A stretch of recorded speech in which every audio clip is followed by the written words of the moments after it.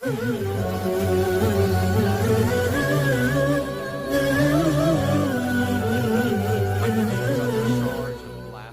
in Mark, in particular in Mark 14, and it's for Dr. Ehrman, but I'd like to hear what both of you think. So I thought I heard you saying that Jesus doesn't claim to be divine in the earlier Gospels, in particular in the Gospel of Mark, and yet we were just looking at the account of the trial before Caiaphas, where Caiaphas asked him, "Are you the Christ, the Son of the Blessed?" He says, "I am, and you'll see the Son of Man seated at the right hand of power and come in the clouds of glory." And then they charge him with blasphemy. He's quoting there Psalm 110 and Daniel 7. So my question is, I just want to be clear. Is Jesus claiming to be divine there? If he's not, then why do they charge him with blasphemy in the context of a question about his identity? Yeah. And second, why does he quote Psalm 110 in Mark? I'm sorry, well, this is part of the same question because it ties into preexistence. In Mark 12 and Mark 14, he quotes Psalm 110, which is the one psalm in the Old Testament that says, "Before the day star I have begotten you." So isn't implicit preexistence there? So two questions in one, I hope. Sorry.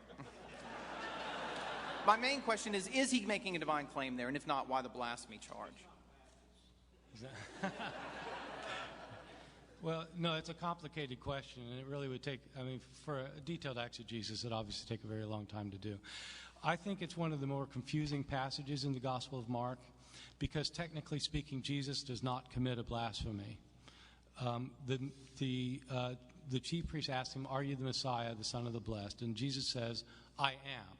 Now, that's not a blasphemy. He's saying, yes, I am the Messiah. There's no blasphemy claiming to be the Messiah. Messiah is just the future king of Israel, and so that's not a blasphemy. And then he says, "You will see the Son of Man coming on the clouds of heaven." So that's not a blasphemy. That's just referring to Daniel, that you're going to see what Daniel predicted in Daniel chapter 7, verses 13 and 14. But then they cry out, "Blasphemy." So what's the blasphemy? So there are a number of theories about this. One theory that I don't accept is that when Jesus says, "I am," he's claiming the divine name for himself. I don't think so, because the word "I am" simply means yes. Are you the Messiah? Yes. I am the Messiah. It's not claiming the divine name. It's just how you say yes. So then, if that's not the blasphemy, what is the blasphemy? I think you have to understand that for Mark himself, the author of this gospel, Jesus is the Son of Man. Jesus is coming back in glory. Jesus has been exalted to the right hand of God, and he's coming back as the judge of the earth. It's not that some anonymous Son of Man is coming. Jesus is coming. Mark thinks that's what Jesus